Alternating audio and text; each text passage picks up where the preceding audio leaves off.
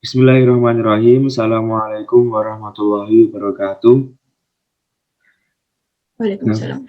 kami dari kelompok 111 dengan saya sendiri, Apit Wahyu Mahardika dengan NIM D600 1975 dan teman saya. Saya Aroza Azhari dengan NIM D600-200-229.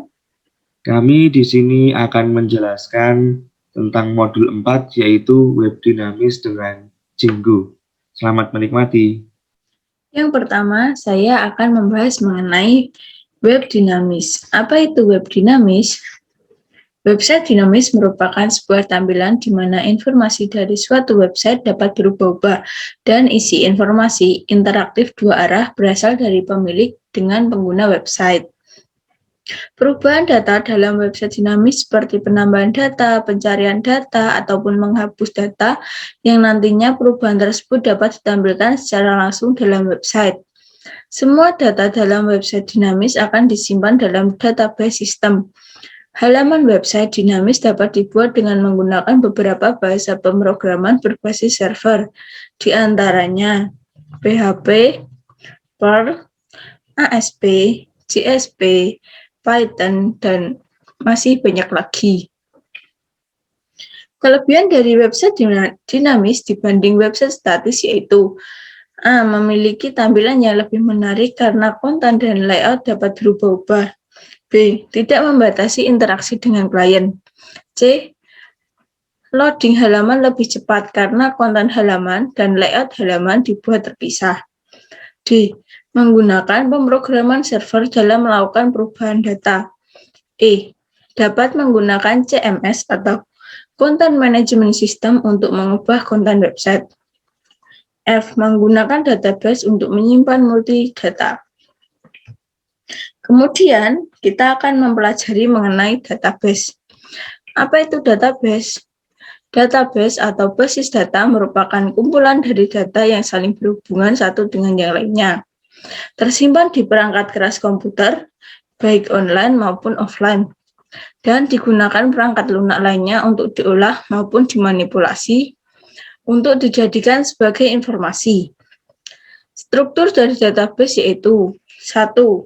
Tabel merupakan sebuah kumpulan kolom atau field yang berisi berbagai data yang telah terekam dari sebuah sistem. 2. Field atau kolom merupakan sebuah elemen dari tabel yang berisi suatu data yang spesifik yang terdiri dari subjudul pada tabel dan beberapa item data.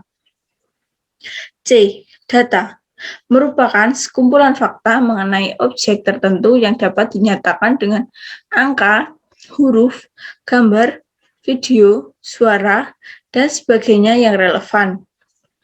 Kemudian, pengiriman data formulir dapat dibagi menjadi dua. Yang pertama, metode GET, yaitu proses pengiriman data dengan metode GET mengirim data dalam form tidak langsung dikirimkan, melainkan menggunakan URL sebagai perantara. Yang kedua, yaitu metode POST, yaitu proses pengiriman data dengan metode POST mengirimkan data dalam form secara langsung dikirim ke halaman yang dituju. Jadi, data akan langsung diterima oleh user. Materi selanjutnya akan diteruskan oleh rekan saya. Nah, di sini kita memiliki yaitu di views. Views tersebut kita yang pertama tadi adalah menampilkan data. Nah, di sini ada dev list, di mana list ini adalah tampilan untuk yang data kita miliki. Nah, itu kita akan ditampilkan di views, list tersebut akan ditampilkan di views. Kemudian apa yang ditampilkan? Yaitu semua barang. Semua barang itu apa? Yaitu mengambil dari basis objek all. Ini diambil untuk semua data yang dimiliki. Membuat create ataupun menambah data. Yaitu di data tersebut kita mengambil yaitu form, ataupun maksudnya form sendiri adalah sebuah formulir yang digunakan untuk membuat ataupun menambah data dalam tabel tersebut. Nah, kemudian kita di sini menggunakan metode POST. Apabila metode POST tersebut valid, maka akan di save dan kemudian akan menampilkan kembali yaitu list di sini tadi ya teman-teman, itu untuk membuat ataupun di dalam list ini ditampilkan lagi karena itu dapat menampilkan data yang telah dibuat ataupun ditambahkan tadi.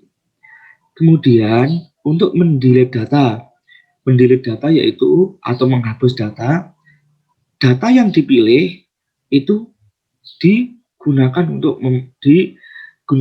membuat memanggil delete ID. Delete ini kita itu bisa menghapus sesuai dengan data yang kita mau, mana yang tabel mana yang mau kita hapus, baris mana yang mau kita hapus.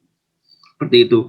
Setelah melakukan penghapusan, maka program otomatis akan menampilkan kembali yaitu list, mengupdate data ataupun kita ingin mengubah dari variabel data tersebut. Itu datanya ada nama, harga, warna, kapasitas, stok, pembuatan, rating, bahan. Nah, kita bisa memilih nih teman-teman. Bisa memilih apa yang mau kita update.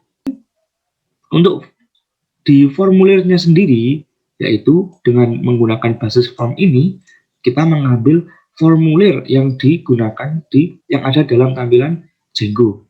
Nah, kemudian apa sih bedanya inisial dan instance? Jadi, inisial ini digunakan untuk mengambil data yang telah kita miliki di database. Nah, kemudian untuk instance itu kita digunakan untuk menggabungkan barang update-nya kita tadi ke formnya. Jadi untuk ditampilkan ke list-nya tersebut dan diupdate di database yang kita miliki. Oke teman-teman, kita masuk ke tampilan web yang kita buat ya. Jadi di sini kita menambahkan menu baru yaitu dashboard. Apabila kita klik, terdapat dua set menu. Apabila kita mengklik 3 strip ini, maka yaitu yang muncul yaitu update dari data yang kita miliki. Contohnya kita klik, kemudian akan muncul tabel seperti ini. Kemudian kita ganti contohnya 32,5. Kemudian kita kirim, maka akan muncul updatean yang kita buat tadi. Dan kemudian apabila kita mengklik tanda silang ini, maka ini akan menghapus dari data yang kita maui. Kita coba nih. Nah, maka data akan hilang. Dan di sini ada terdapat tombol tambah data, yaitu untuk menambah data yang dimiliki oleh PT tersebut. Kita coba. Ini kita tuliskan lagi. Dan harganya, warna, kapasitas, stok, tanggal pembuatan, ratingnya, dan bahan. Maka akan kita kirim dan barang yang baru datang ataupun update barang akan muncul di tampilan daftar barang PT Konsina. Untuk seperti itu dari tampilan data barang, dan grafik penjualan akan dijelaskan oleh teman saya. Ya, pada submenu kedua terdapat tombol grafik penjualan. Apabila kita menekan tombol grafik penjualan, maka akan muncul gambar berupa grafik yang menunjukkan penjualan selama tahun 2010 hingga tahun 2012.